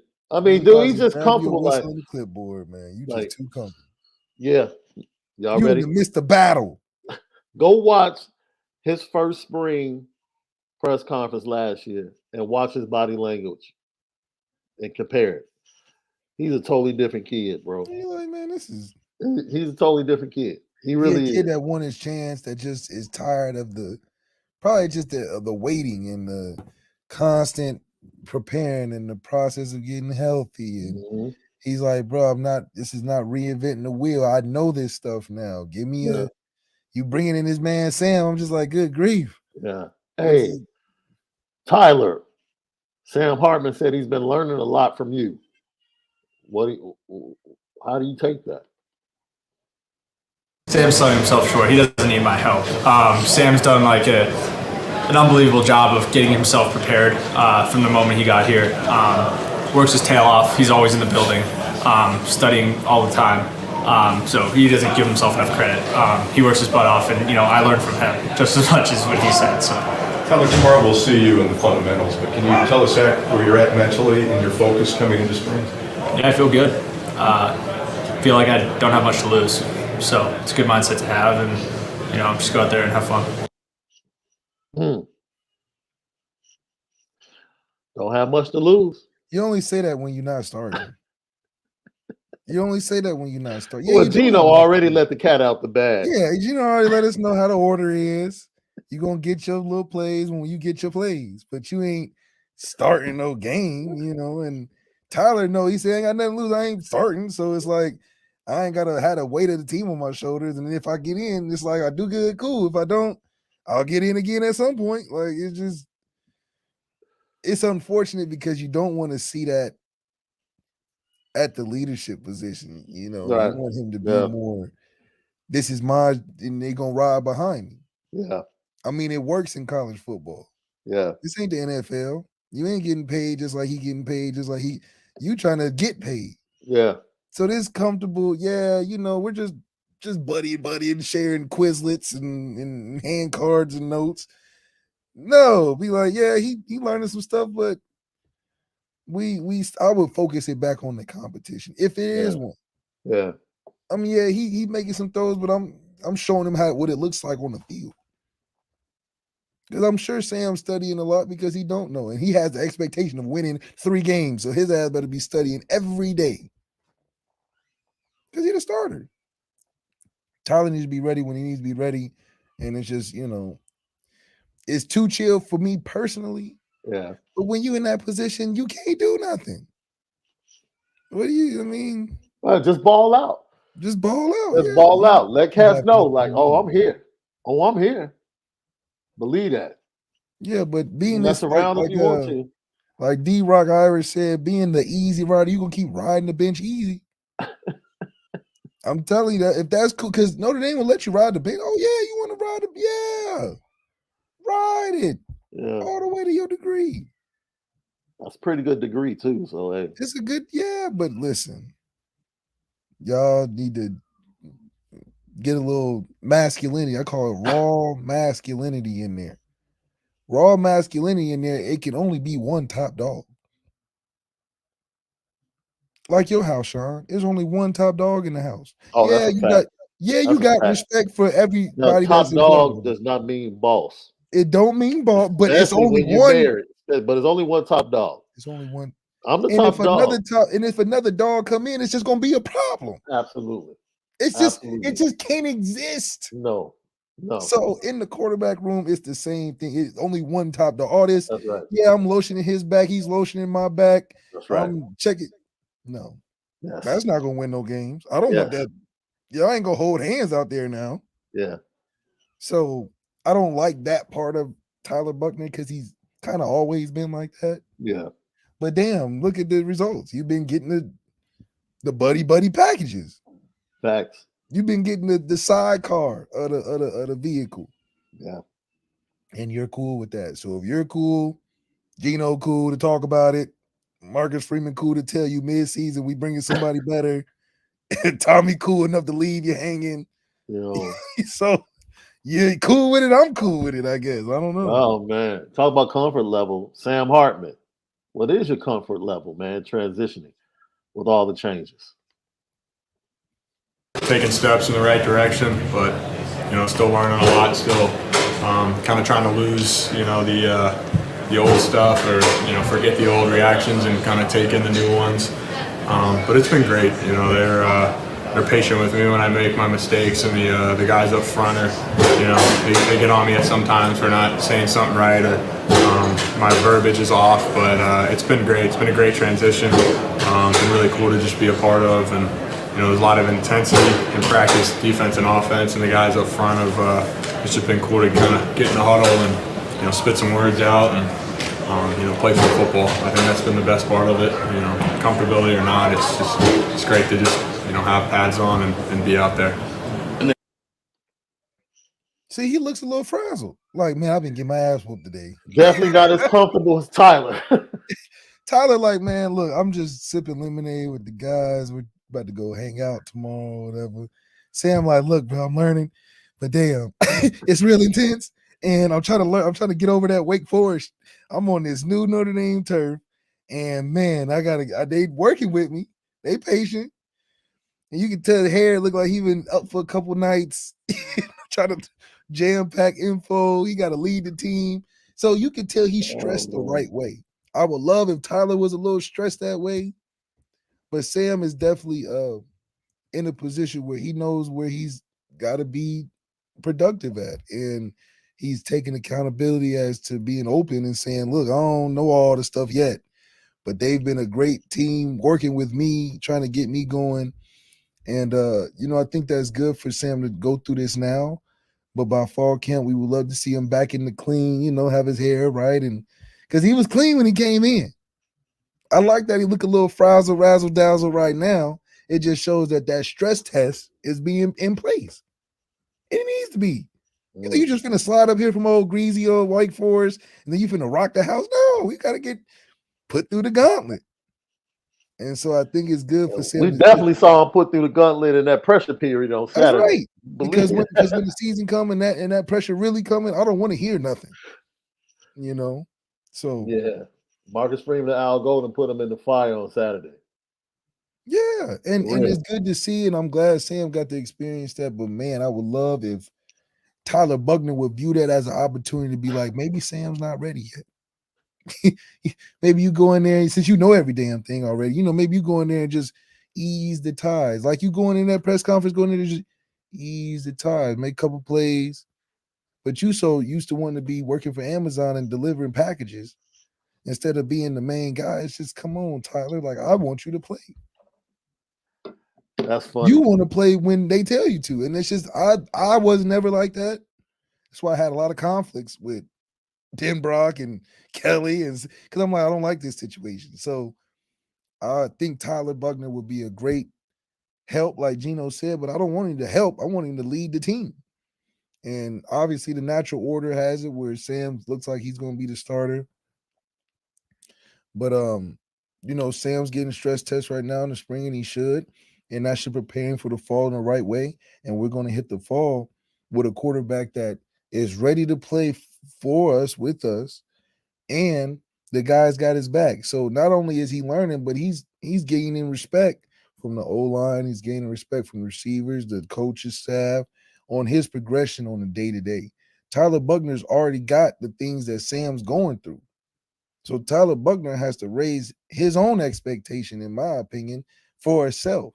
Because at the end of the day, the closer you get to graduation, the closer you realize that this football thing is an individual business. You're going to have to start making some decisions on an individual level that is not about Notre Dame. Yeah. You doing the good old fight, but you only got a couple years left. And they keep doing this whole thing to you. So the urgency of you wanting to be more involved in being the starter, that's the real pressure cooker. You about year 3 in, you ain't got that many years left. Notre Dame doesn't seem to be taking a sweet time with you. They done brought all these guys from all over the place, and you teaching them all of a sudden. And that's the narrative that I hate when they hit you with the. So you teaching the younger guys, huh? You no, wait. I'm not the GA now. I'm still look, a player on the team. I'm interested in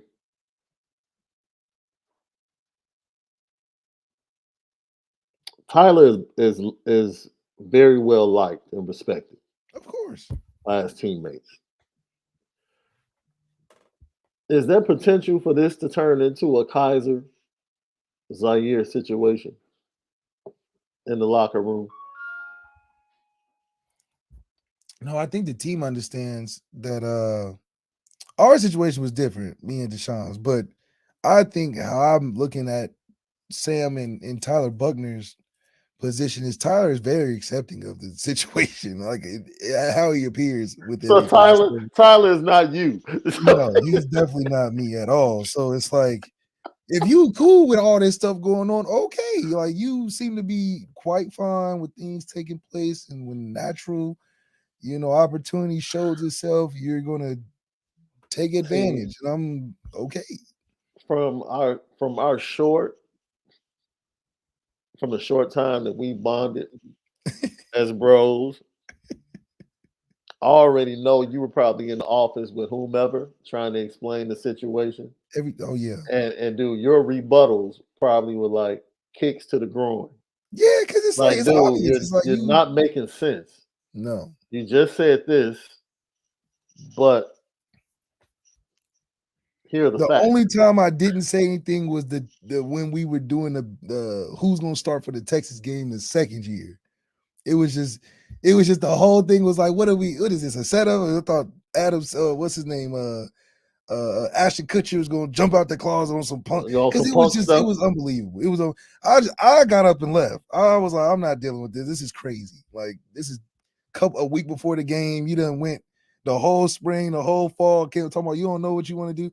Yeah, I'm out of here. So no wonder why we lost and why it looked the way it did, because I'm sitting in there like, you're the head coach. What do you mean? You've been coaching longer than I even been alive. And you talking about this the hardest decision you ever had to make. You don't know what to do. What are you talking about? Like, what the So that's the only time I didn't go back and forth with him, because you got Deshaun over here like, yeah, you're right. Yeah, you're right.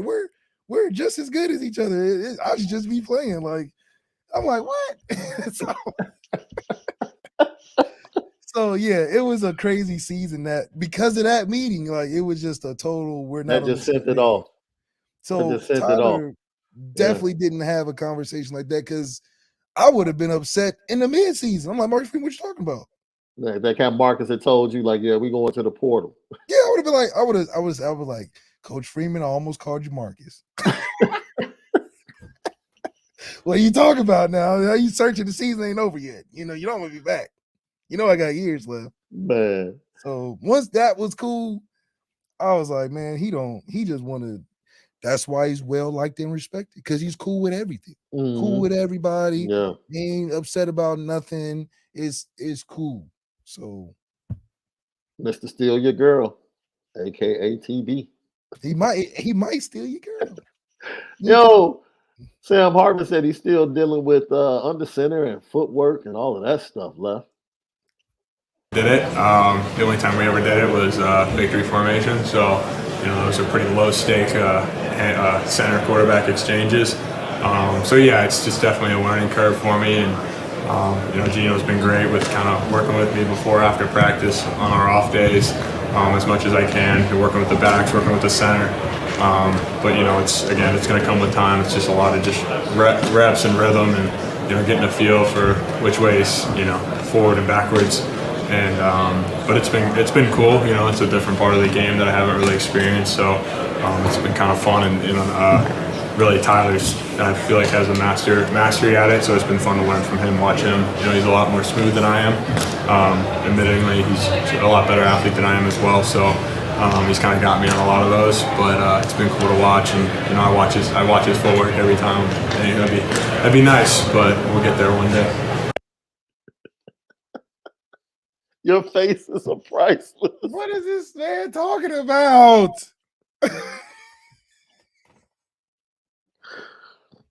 Your faces are priceless, love. What is this man talking about? So do you want him to start? I don't understand. Man, somebody needs to want this job, bro. Somebody gotta want the job. Don't go up there and start lotioning each other's backs, talking about, yeah, he's I'm glad you went that, dude.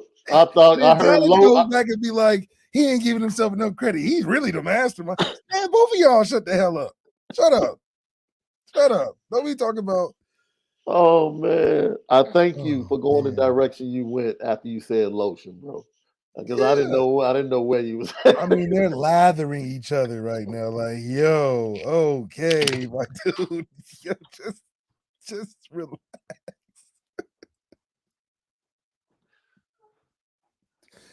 We're not looking to find the biggest friend in the quarterback room at all. That's not our intention. It's not our intention. I'm telling you, we're not looking to find who is the most compatible in the room. I don't want to see that. See, Kenny was cool. That's why I like Kenny. Kenny don't do all that. Kenny ain't about to be like, you know, man, the way he just takes snaps and I just be watching him. Kenny, like, let me think about what they do. First of all, I'm worried about me. Like, they asked him two distinct questions. What do you do great? And he answered it without hesitation. Oh, man. What do you like about the other guys? Shit. You go to Sam and Tyler, they ain't even asked about each other. They just said, oh, man, Tyler Buckner, he knows some shit. The way he do, he's a better athlete. He looked better. He dressed better. His shoes is better. Oh, man, he should be starting, not me. I'm just struggling, trying to figure it out off days, on days. Then Tyler Buckner, like, man, I'm just here. You know, I'm watching him flail around. But he ain't giving himself enough credit because I think he's super smart. And so it's like, man, listen, this is not tender.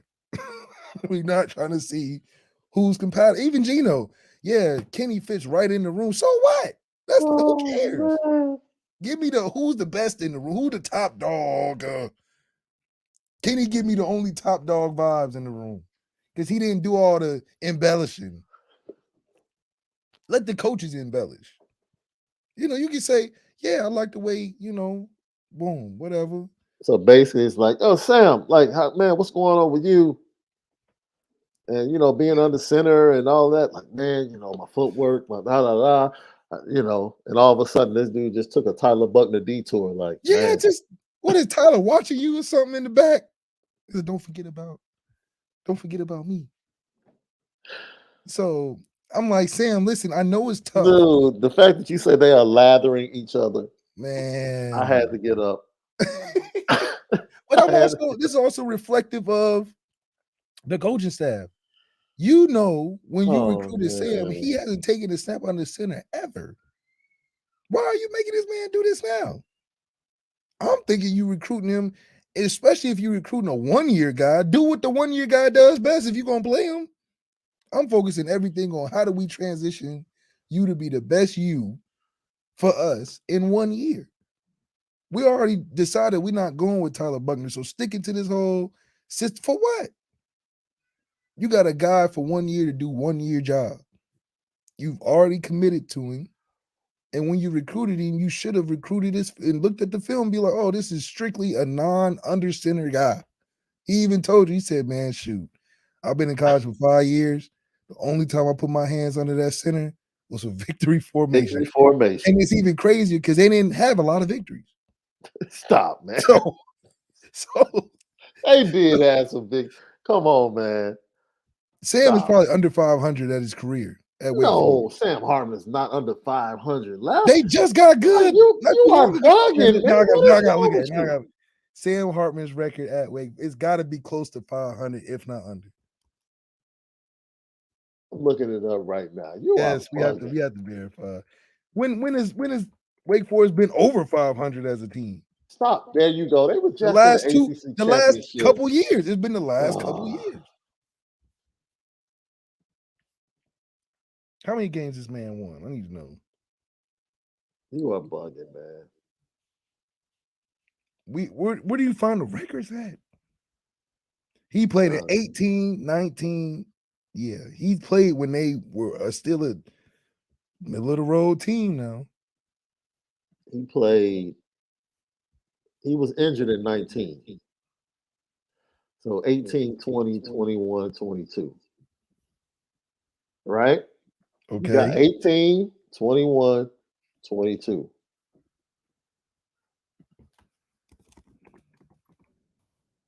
I'm about to calculate this right now, bro. Okay, good.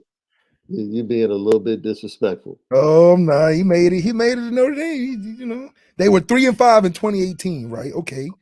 Oh, wait a minute. Wait a minute. 7-6. 7-6 overall. 7-6 in 2018.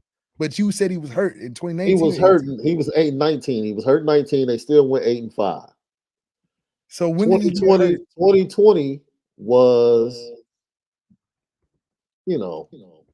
okay. Look, right now he's like 11-11. Oh, right around 5. 2020 was 4-5. 21. He went 11-3. So now he's 8 games above. He's 8 games above 500. And then he went 8-5 last year, which puts him 11 games above 500. Come on, Left. You said that man was a 500 quarterback. But the last years is what saved him for us to even look at. If he didn't have an 11-3 season, we wouldn't be looking at no Sam Hartman. Well, maybe because we picked up Drew, but still. Come on, man. He's been a guy. You said this man was a 500 quarterback, Left. Wake Forest was 4-5, 7-6 when he was there, 8-5. Like these are middle of the road teams. He was 1 year 11-3, and that's obviously a great year for a school like that. But still, in the ACC, his first year starting was in 2018, and they were 7-6. They were 7-6, middle of the road. Right? He didn't play the full season in 2019. So how many? He got hurt, and they were still 8-5. Wait, when did he get hurt? When they was 7-5, or did he get hurt? When you have to let me send that to the research department. Okay, yeah, we gotta get our research guy on that because you said he's 11 games over 500, but 8-5 is a lot that contributes to that. Well, that's not including whatever games he played in 19. So he could be less than that. My point is, he's an above 500 quarterback, Left. Like you tried to make this man. Come on, man. I think that Sam has earned his way to be at Notre Dame for sure. But it ain't like he was a recruit for Notre Dame coming out of high school. No, he was not. And that's fair. So yeah, we know how to bring guys in and make them better. But Sam's job is to come make us better. And that's for the these question. people. Will he make us that? Will he be able to make Notre Dame better? We'll see. He knows. He knows why he's here. He knows. He know, and Believe that's that. why he looks a little stressed. It's a little overwhelming at first. It's a lot of I'm doing stuff I've never been doing before. I don't know why we're doing that. Excuse me. So which is a good question to ask. Why are we going on this center? I've never done this. So obviously this is not going to be a strong suit in what you asking me to go out there and do. Yeah. You gonna go out there and go against these top teams and put me under. He's probably like terrified. Man, you know what time it is. You are crazy, dude. Petticoat, petticoat, petticoat junction. It's time to get petty. Oh, we did a good job executing. Are you upset with something? And fire up the Petticoat Junction train. I just don't like you. You don't? No. What is today's petty historic Petty Junction?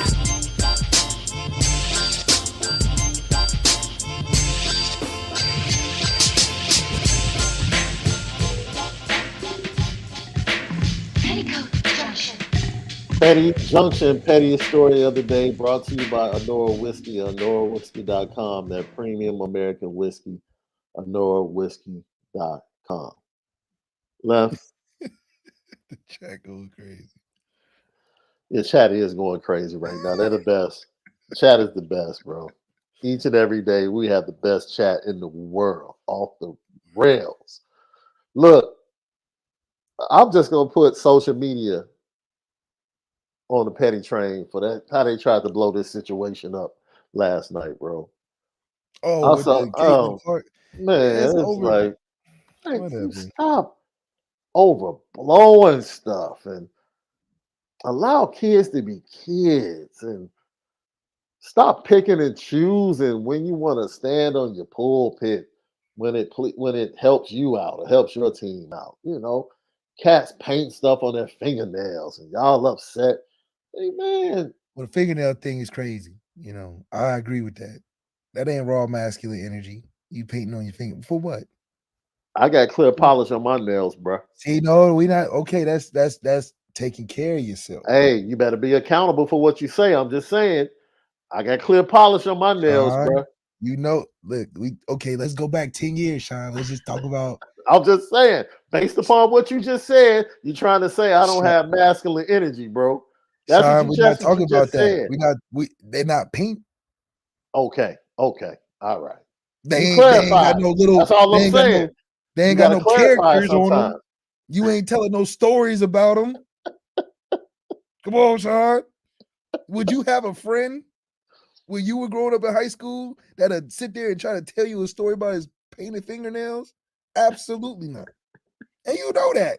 So I'm not saying nothing you don't know. If one of your friends in high school was like, hey, Shaun, check this out. I have a whole collection of different various fingernail paintings that I got stories to tell you about.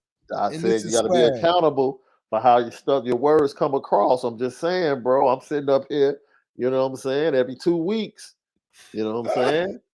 Shaun. Just saying, bro. What would you say? What would you say to your friend? You'd be like, hey, I see what you're doing, but I don't want to be around right now while you're doing that. We can't get no chicks with your fingernails looking like that. That's not raw masculine energy. They're gonna be like, your fingernails look better than me.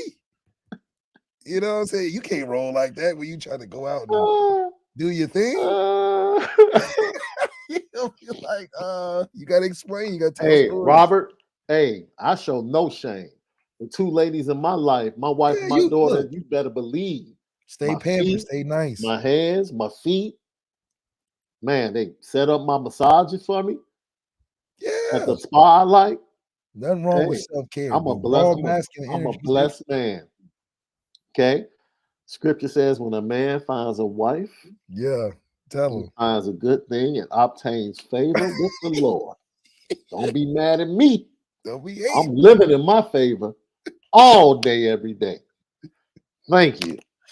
That's right. What they say is there's a boss to the house, but there's also a top dog. Yeah, I'm a top dog. I might And not they, be the now boss. that's mutually exclusive. I'm a top dog with two bosses, and that's okay. That's okay. Oh man, look, man, Lucky Lefty Podcast. That's why you top dog. Here we go. Man, we'll see you guys tomorrow with another great episode. We'll tap into Notre Dame football a little bit more. Don't forget, subscribe on YouTube at Lucky Lefty Podcast, Apple Podcast, Spotify, CFB Nation in conjunction with Irish Breakdown. We appreciate you guys, man. Our success is because of you. Thank you for your continued support. For the original Lucky Lefty, I'm Shaun Davis. The Onora boys will be back same time tomorrow, right here. Lucky Lefty Podcast. Have a fantastic day. But most of all, make sure that you spend it different.